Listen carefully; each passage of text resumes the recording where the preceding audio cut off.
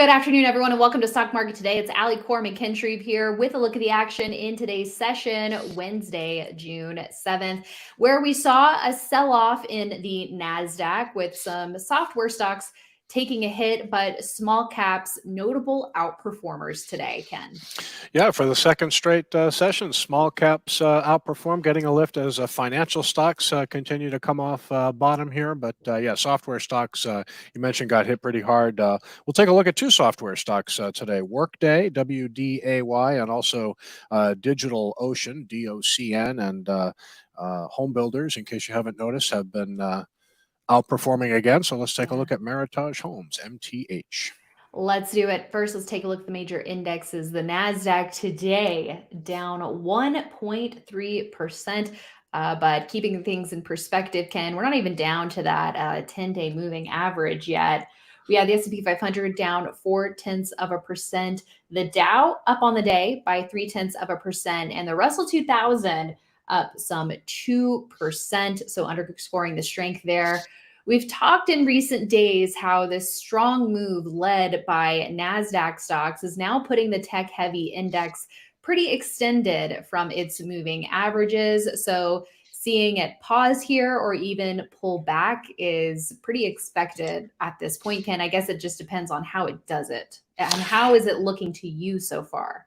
Yeah, I mean, exactly. It's been a great uptrend for the Nasdaq, and you can see it was down 1.3%. Nasdaq was 100 was down a little bit more, but it's still holding above the 13,000 level, still holding above short-term support levels. The issue, maybe a minor issue, is that it looks like we're going to get higher volume today, so we will add at least preliminary data showing a distribution day being added to the Nasdaq count and to the S&P 500. On the one hand, it certainly doesn't strike me as a market that is under distribution here. We do have a somewhat elevated count on the S&P 500, but some of those days were fairly minimal percentage declines. So bottom line is the uptrend is still intact here. A little disconcerting to see some of the percentage declines in some of your leading software stocks. So if the Nasdaq's down 1.3%, you'd expect growth stocks to correct 1.5 to maybe 2 times the Nasdaq. But we saw plenty of 5-6% decliners in the software space today. So that's a little disconcerting. It didn't really feel like an orderly pullback, at least looking at software stocks. But Nasdaq is still in a confirmed uptrend here and holding above short-term support levels. Right. Yeah. And I mean, those have been the stocks that have been running. We'll have to see how they can withstand these pullbacks. Also, it's not all red across the screens. You mentioned home builders, small caps also performing well. So is this just a rotation and continuation of the broadening of strength that we've seen? Because the Nasdaq needs a rest. We need these other areas of the market to participate. So it seems like we're getting that. Yeah, well, three out of the past 4 sessions, IWM up in heavy volume. It made a very bullish move Friday, just like the Dow when it gapped above its. So the 2 leading indexes moved very well on Friday. There's the Dow gapping above these moving averages, and then the IWM also gapping above, and it's extending gains. So we've seen the advanced decline line for the Nasdaq and for the NYSE stocks really starting to slope upward here. So that is looking healthy. And then for the NYSE, maybe even in a little better shape here. So breadth is improving. And again, just hard to say if it's a rotation, but so a lot of software stocks have rallied very sharply with the Nasdaq. So a lot of them are pulling back, even though we saw a lot of 5, 6, 7% decliners. A lot of them were still holding their 10-day moving averages. Good to note there. Let's now take a look at the S&P 500 because we do have 2 downside reversals here in recent sessions, but fractional losses, and not all too surprising to see where that resistance is coming, Ken, back at prior highs. But it seems like overall these closes at this time are pretty tight here.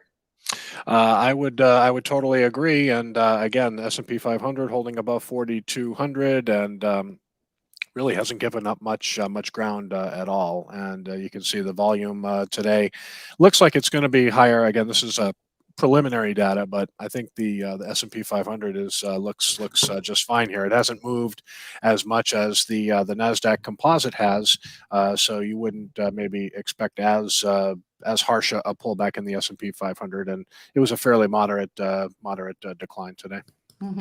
We also want to take a look at mid caps because, like small caps, we're starting to see mid caps. Starting last Friday, a strong day and a continuation of that strength this week.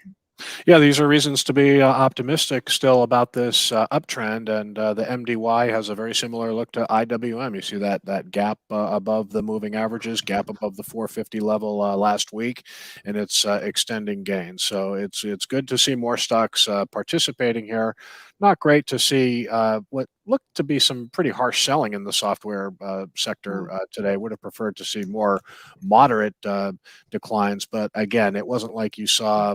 Yeah, but this is a good ETF to look at today that sort of gives you the picture of how bad it was in the software sector today. Yeah, exactly. I just was following your lead there, Ken. Yeah. Here's a look at the IGV Tech Software ETF, and we were pointing out how many up days in a row this ETF had seen some strong volume with that bounce off of the 50-day line a couple of weeks ago and looking pretty stretched. So down about 2.3% so far for the week, but not even down to the 21-day line yet. Hopefully, if it continues to pull back, it can find some support there. Yeah, and we did see some volume in IGV today as well. You can see above average, but nonetheless, I mean, this is an ETF that has been in a very nice accumulation phase. You can see that with the accumulation distribution rating of A, and again, kind of a harsh pullback today, but kind of probing the 10-day. We'll see if that green line, the 21-day exponential moving average, holds as a support level. Interesting to see the 50-day moving average just above 300 here. You can see how that kind of corresponds to the last kind of pivot right around 305, 306 here. So, got some pretty good support levels to watch here for IGV. All right. Well, we'll have to see how this continued digestion of the recent gains unfolded. It was kind of funny in our team chat because Jim Ropel was our special guest on IB Live this morning, and he was saying as much. It's going to be very telling how the leading stocks digest the recent gains as of late. How are they going to pull back? How are they going to consolidate? How are they going to resolve themselves? And I think it was Justin that said, you can't have digestion always without indigestion. So yeah, exactly, and that is definitely true. But again, IGV looks a lot like the Nasdaq here. It was kind of getting stretched from its 50-day moving average. Nice rally. Would have preferred to see a more orderly drop here. Didn't get it. Would have preferred to see light volume. Didn't get that either. But next few days are going to be pretty telling here to see how these software stocks come out of the selling today. Right. We also want to check in on value stocks because money is flowing there. Here's the VTV Value ETF. Yeah, I mean, kind of an interesting thing to look at today, as growth stocks in the software sector and elsewhere came under some selling pressure today. So you've got the Vanguard Value ETF VTV making a significant move above some recent highs today. Not much volume in it, but it's looking pretty strong here, showing good relative strength. And we look at SPY. Here's RSP, which is the equal weighted S&P 500 ETF, outpacing the S&P, and this ETF up 0.7% today. So this also showing increasing participation. So the leading stocks taking a hit today, Nasdaq leading index taking a hit today, but other signs of life elsewhere. Yeah, on the Nasdaq, I think breadth today wasn't. It was maybe just a little better than 2-to-1 positive on the Nasdaq, and at least late in the session, we were about 2-to-1, maybe even a little better than 2-to-1 positive on the NYSE. So to see RSP, I mean, up 0.7% today, pretty impressive considering the S&P was I think down mildly. So again, improving breadth. Stock market bulls like to see that, but let's see how this day of selling in the software how it looks over the next couple days. Right. So now let's drill down and take a look at some individual names in software. Here is Workday. So we saw a gap up on earnings, pretty tight action after that in the buy zone, but this now undercutting the lows of that gap up area, coming down to the 21-day line too. So this seem like a kind of shot across the bow type move here today, Ken, to you, or what should the level of concern be? Well, a little bit concerning just because you did see volume pick up quite a bit from recent days. It was a down day and higher volume.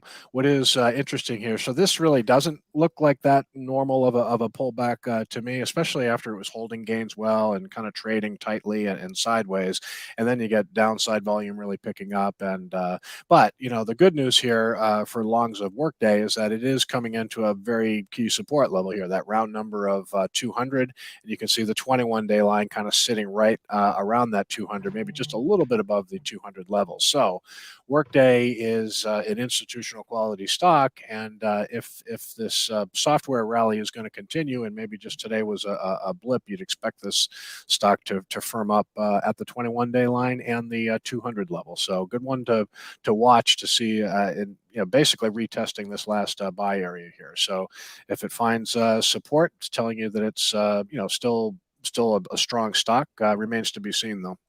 Right. And, this just goes to show that even though the overall vibe does seem to be more bullish over the last couple of weeks in this rally, the team increasing exposure last week from 40 to 60% to 60 to 80%, it doesn't mean that stocks can't sell off and present sell signals. So just as we want to be vigilant in bear markets, we got to be vigilant in all markets. No question about it. And again, we'll just see if Workday can hold above what looks kind of coming into a real key support level, that key moving average and the 200 level. We'll see if it can bounce. That would be a good sign, but it's just a matter of if buyers are going to come in and offer support. So we'll be looking at a lot of software stocks tomorrow besides Workday to see how they handle today's selling. Mm-hmm. Next on the list, DOCN. This is DigitalOcean.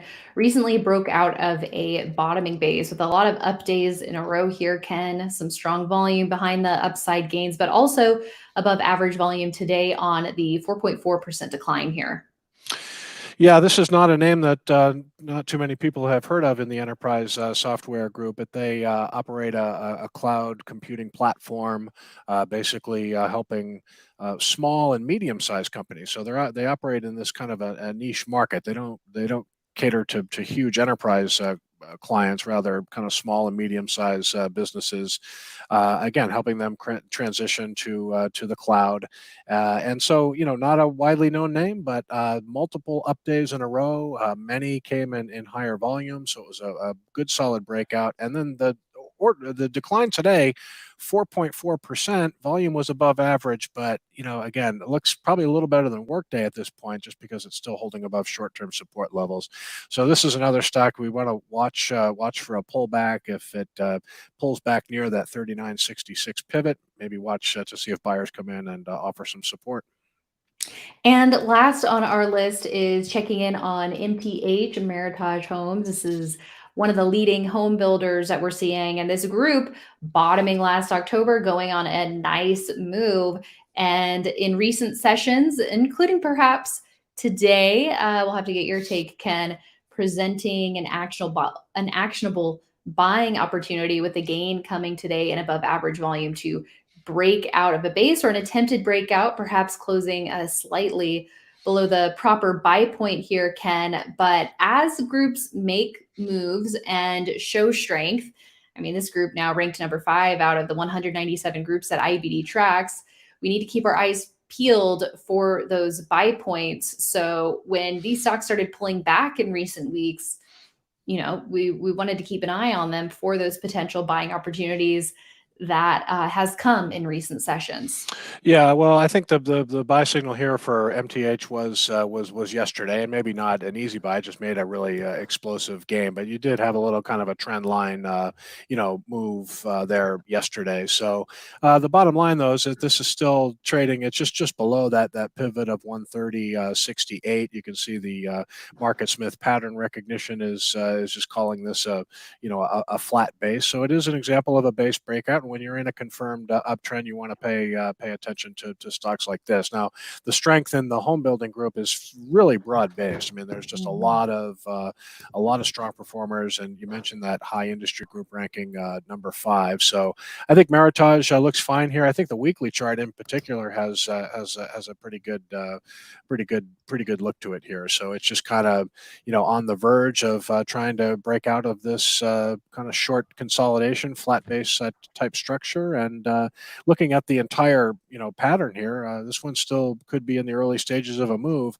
It's interesting looking at the rally in these home builders, and you had a big spike in interest rates today. The 10-year yield was up, I think, 8 or 9 basis points at last check. Yeah, so rising interest rates typically won't be good for home builders, but maybe this continued strength in the home building group, maybe the market's way of saying that rates may not get too much higher from here. Yeah, it seems like investors are looking ahead to next fiscal year. So we'll have to see what that turnaround looks like. And it seems like from here, Ken, wait for some tight action. If you didn't get into it yesterday, wait for some sort of maybe a little shakeout or some tight action. What do you think? Yeah, exactly. I mean, like I said, it had a little problems getting over that 130.68 high, so maybe it's at a level here where it'll start to drift lower again. When you see these strong stocks pulling back, always preferable to see the pullback in light volume. That's why we have the volume percent change for every stock, and you can see MTH today volume was 18% above average as it tried to break out. So maybe look for a low volume pullback here, and could get an even better entry. Great. Thanks so much, Ken. And as we wrap things up, Ken, just want to get your overall thoughts on what you think the posture should be for investors right now at the current juncture. Well, I can just speak from the leaderboard team. We're 87% invested. So and we've got a lot of good gainers in the model portfolio. So we're respecting the uptrend for now. But again, we're just going to kind of have to watch this market on a daily basis. We've had recent guests on IBD Live saying that this market is, still in a trading range, and maybe we're at the top of the range, and we're going to kind of come in and pull back a little bit. Again, considering the scope of the Nasdaq's gains, that wouldn't be a surprising scenario at all. Higher volume, it looks like today, again, in the major stock indexes. So still going to monitor that distribution day count, and above all else, just watch the action in leading growth stocks. So we had tough day for a lot of software stocks today. So I think the rest of this week will be important to keep an eye on that sector. Yeah, exactly. And whether you're bullish, bearish, or neutral, it's important to stay disciplined and follow your rules. So if you're initiating new trades, make sure you're managing risk. If you're more on the sidelines, maybe ramp up that watch list. See what stocks are looking interesting, and working on potential patterns. And keep track on the overall market trend to see if, like Ken was saying, if we do see some sideways action, some chop, or if we see the indexes continue to make gains or be resilient in the Nasdaq's case, we'll have to see what we get. Thanks so much, everyone, for tuning in. And Ken mentioned Leaderboard, so everyone should definitely make sure to check out Leaderboard Free Access Week this week. You can get access to Leaderboard for free, no credit card required. Ken and Justin did a webinar today going over all things Leaderboard, and that's going to be up on our site in a little bit, if not already. But you can check out investors.com/videos in the webinars playlist for that. And Ken, anything else to note about Leaderboard? Well, on the leaderboard webinar for Free Access Week, we talked about good gains that we have in Meta platforms and Nvidia. Those have been on the leaders list for a while. We've also been pleased with the performance of outside the tech sector, Royal Caribbean Cruises, which continues to be a strong price performer. So we've got some nice names on the leaders list, and again, with the market in a confirmed uptrend, we're constantly looking to add stocks to the watch list and look for additional buys. But after today, we'll kind of just take a step back and assess our current holdings and just kind of watch the market action for the rest of the week. Sounds like a plan. Thanks so much, Ken. And be sure to check out investors.com/events for upcoming guests across all our shows. Is the place to get the latest information about who, what, when, where you can see special guests and upcoming events. So make sure to bookmark it, investors.com/events. Thanks for watching, everyone. We'll see you back here tomorrow.